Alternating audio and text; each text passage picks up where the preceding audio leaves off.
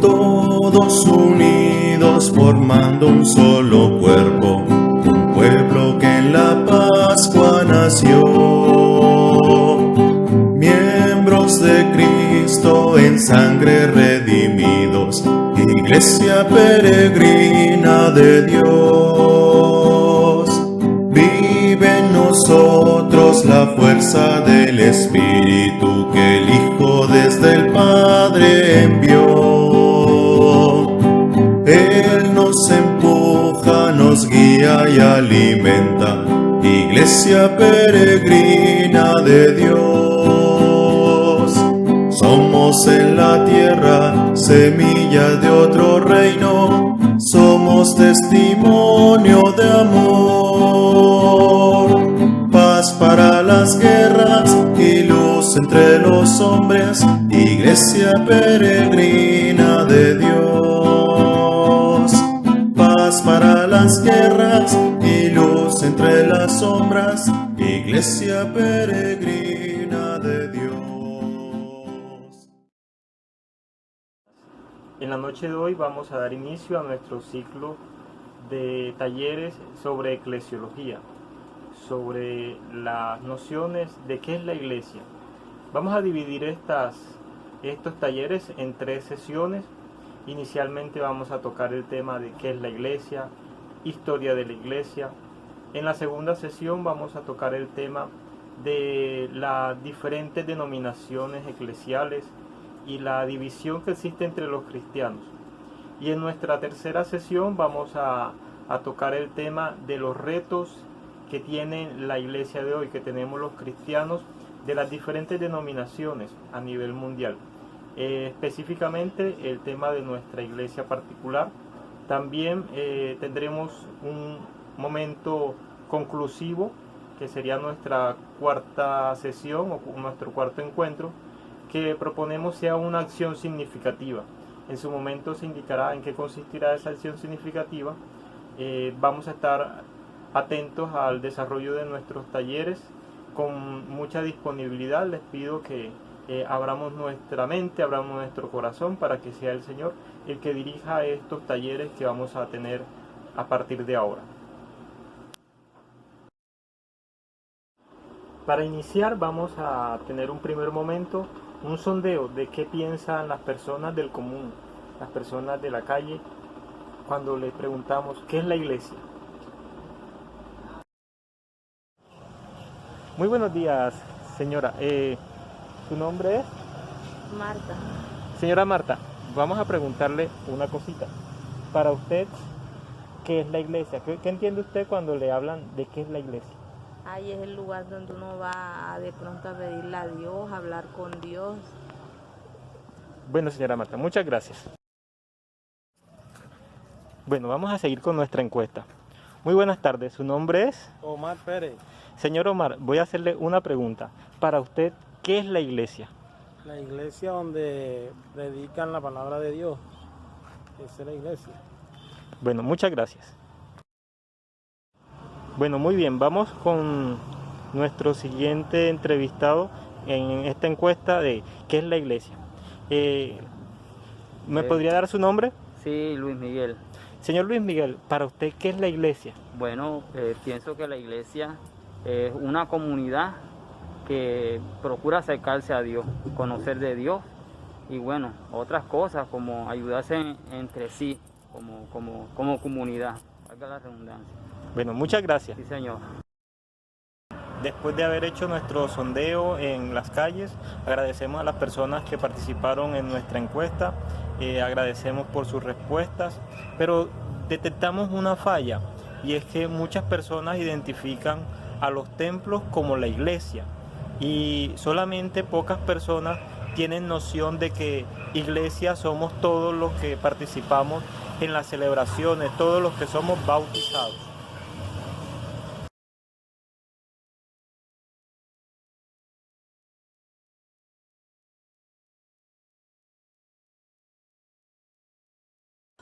Una cosa es diferente a la otra. Templo e iglesia van unidas, pero son dos cosas muy diferentes.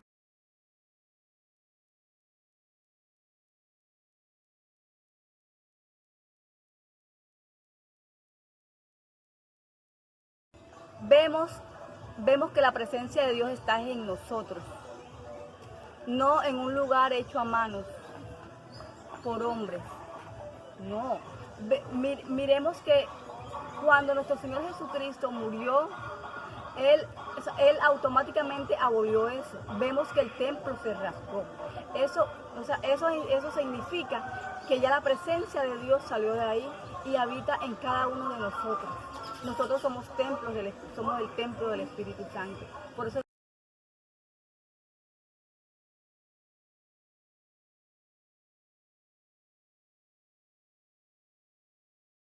Esta es la gente que alaba al Señor. Esta es la gente que alaba al Señor. Esta es la gente que tiene gozo, que tiene fe, que alaba al Señor.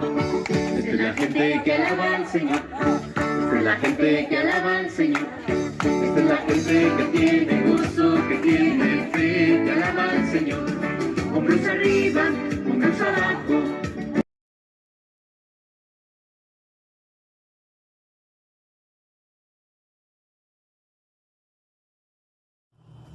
El Catecismo de la Iglesia Católica Romana nos dice en el numeral 775: la Iglesia es en Cristo como un sacramento o signo e instrumento de la unión íntima con Dios y de la unidad de todo el género humano.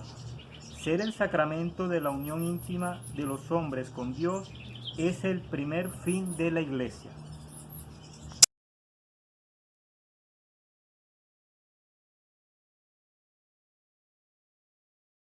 Nos continúa diciendo en el numeral 776: ella es el proyecto visible del amor de Dios hacia la humanidad, que quiere que todo el género humano forme un único pueblo de Dios, se una en un único cuerpo de Cristo, se coedifique en un único templo del Espíritu Santo.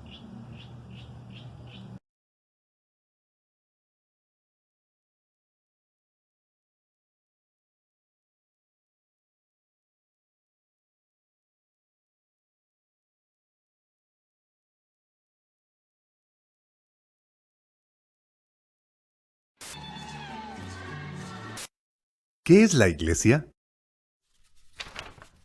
La palabra Iglesia proviene del griego eklesia y significa ser llamado o señalado. ¿Y quién llama? Bueno, Dios, por supuesto. Los cristianos están llamados de en medio del mundo a servir a Cristo. La Iglesia entonces es la comunidad de los que siguen a Cristo y están unidos a Él y a cada uno de los demás miembros. Estamos unidos a Cristo por medio de la fe, la esperanza y la caridad. Estamos unidos unos a otros por la profesión común de la fe, por medio de la celebración de los 7 sacramentos y del reconocimiento de la propia autoridad de la Iglesia. Esto nos hace miembros activos de la Iglesia viviente. Y esto nos lleva a la imagen más común de la Iglesia. La Iglesia como cuerpo místico de Cristo. Cristo es la cabeza, nosotros, miembros de su cuerpo. La imagen bíblica nos muestra 2 cosas. Primero, tal como el cuerpo no puede funcionar sin la cabeza, así es con la Iglesia. Sin Cristo la Iglesia es nada. Él es la cabeza. Jesús habla sobre esto en la parábola de la vid. Él es la vid. Separado de la vid, las ramas no pueden dar ningún fruto. Se secan. Y de la misma manera es con nosotros. Cristo es la cabeza de la Iglesia. Él la dirige, sin Él nada funcionaría, y al mismo tiempo, como miembros de su cuerpo, estamos llamados a trabajar en el mundo que nos rodea. Somos, como quien dice, las manos y los pies de Dios en este mundo. En segundo lugar, la imagen del cuerpo muestra que la Iglesia no es solo un conjunto de creyentes. Un cuerpo solo funciona cuando sus diferentes órganos y partes trabajan juntos. Sucede de la misma manera en el cuerpo místico de Cristo.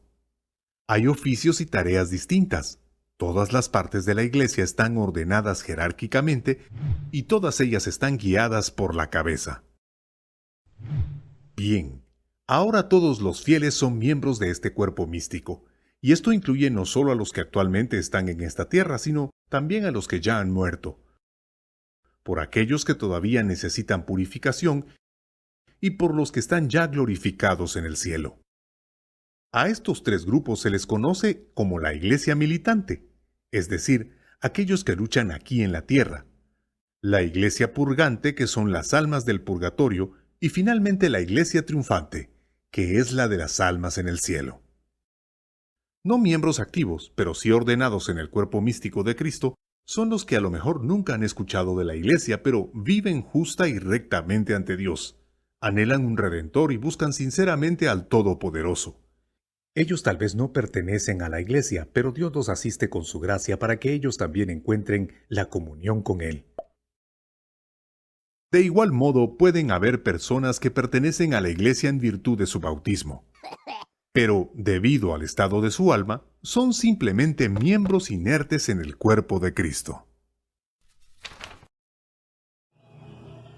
En conclusión, si la misión de la iglesia es ser un único pueblo, un único templo del Espíritu Santo, ¿por qué cada día vemos que hay más y más divisiones entre los cristianos?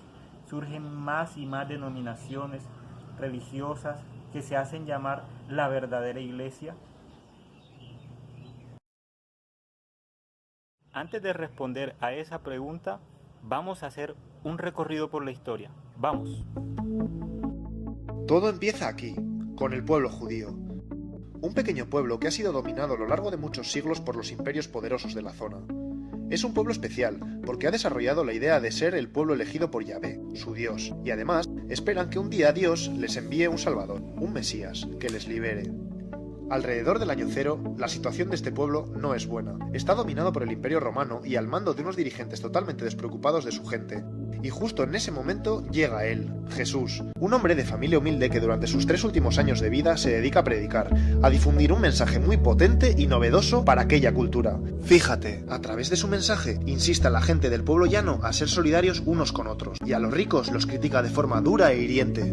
Era un hombre con mucho carisma, por lo que resultó muy convincente y reunió muchos seguidores. De hecho, empieza a pensarse que Jesús es Cristo, el enviado de Dios que tanto tiempo llevan esperando. Se hace tan popular que se convierte en una figura muy incómoda para las autoridades judías y acaban matándolo en la cruz. Pero con ello no consiguen su objetivo. Como sabes, Jesús tuvo 12 grandes discípulos, los 12 apóstoles. Estos se convierten en los grandes profetas de su mensaje, primero en Judea, pero luego, al ser también perseguidos, se dispersan a lo largo del imperio. Ahora, estos tienen sus seguidores, a los que llamarán cristianos, y así se van creando comunidades de cristianos. Estos van organizándose y colocan al frente de cada una de ellas un supervisor, el obispo. Y siguen las persecuciones. De hecho, durante diferentes épocas las autoridades del imperio persiguen e incluso condenan a muerte a los llamados cristianos. Surge así la figura de mártir. Todo cambia en el 313. Los seguidores de la nueva religión son cada vez más, y el emperador de entonces, Constantino, quiere tenerlos de su lado. ¿Qué hace entonces? Legaliza el cristianismo. Así se acaban las persecuciones y para el siglo V el cristianismo se extiende ya por todo el imperio. Pasa a convertirse así en la religión oficial. Y se seguirá expandiendo hacia el norte poco a poco. Y de aquí en adelante, cuanto más grande es la ciudad que dirige, mayor es la reputación del obispo. Y cuando el imperio se parte en dos, los obispos más importantes son el de Constantinopla en esta parte de aquí y el de Roma en esta parte de aquí. A este pronto empezará a llamársele Papa. A partir de ahora, las cosas se ponen feas. Atento. Por un lado, con la conversión a lo bestia de la población al cristianismo, se pierde en gran parte el mensaje revolucionario de Jesús. A esto se le suma que el imperio cae, los bárbaros lo han dejado todo medio en ruinas, y por tanto mucha de la organización eclesiástica se va al garete. Así que ahora el cristianismo ha perdido contenido y ha perdido estructura. Y fíjate, porque en la ciudad de Roma, ahora que no hay emperador, el Papa se convierte en la máxima autoridad, en la figura más poderosa.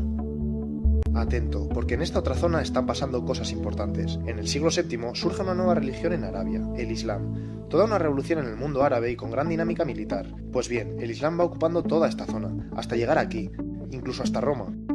Y así, se enciende la tensión entre cristianos y musulmanes, que en lugar de ver las similitudes de sus religiones, se enfrentan por intereses políticos y militares.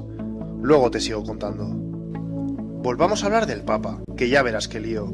Como te he dicho, ahora, el Papa es la máxima autoridad de Roma. Pues bien, de aquí en adelante, va involucrándose en los enredos, alianzas y luchas de poder característicos de cualquier persona interesada en dominar. Y durante los siguientes siglos, seguirán peleando por mantener su poder y ejercer autoridad sobre todo. Hacen vida de reyes, y la corrupción y la avaricia se convierten en algo común entre la mayoría de los papas sucesivos.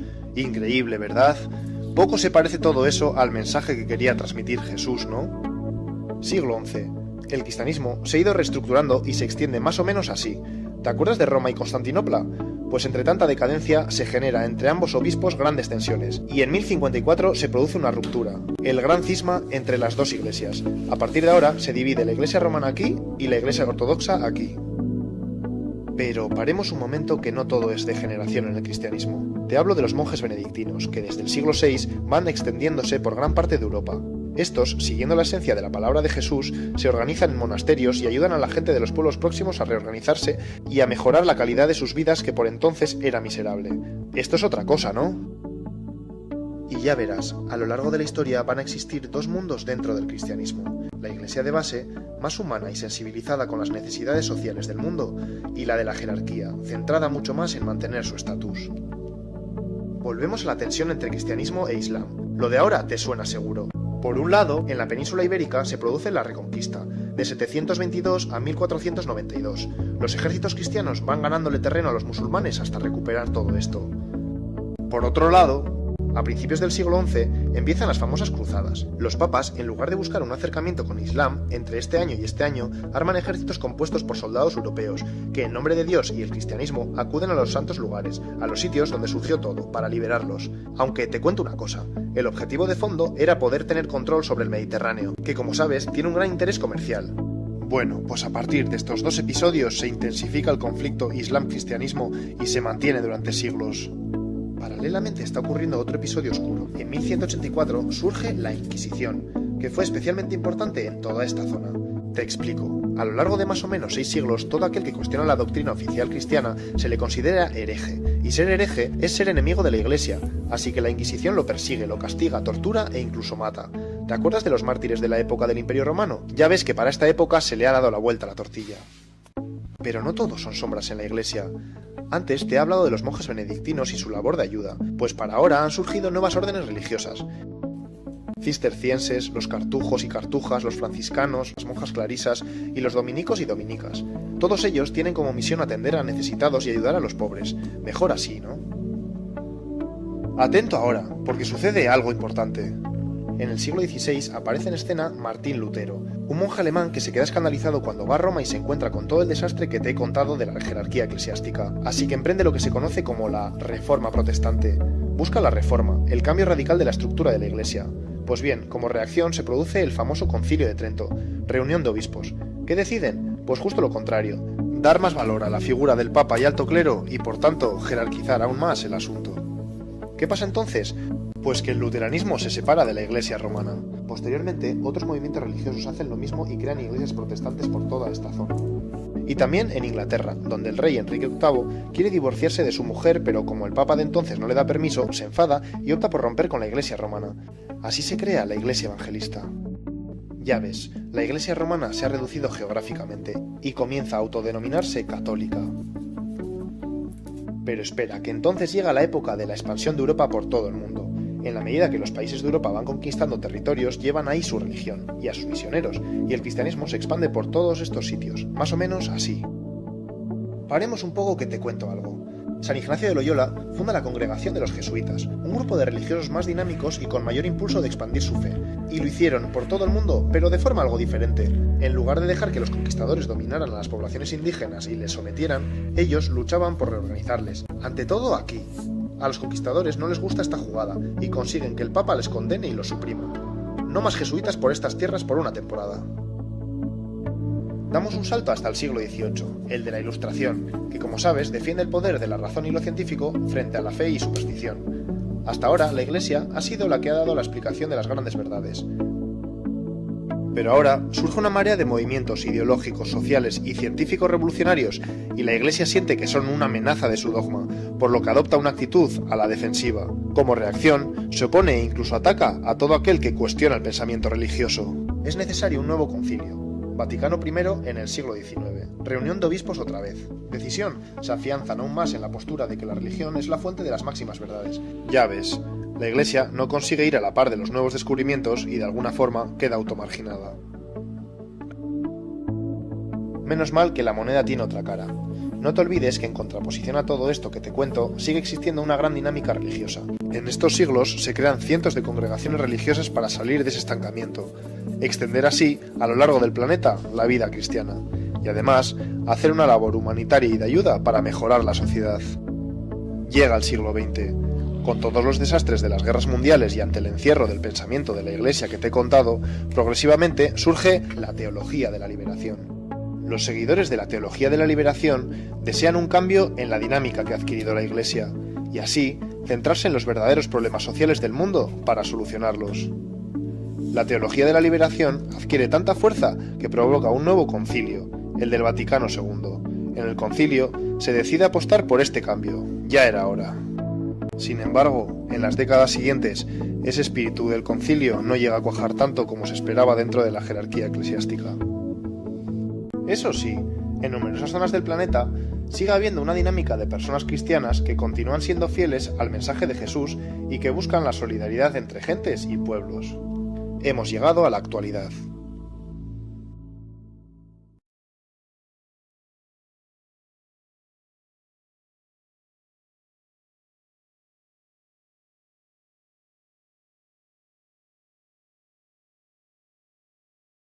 Como cristianos bautizados, ¿cuál es nuestro papel dentro de la Iglesia?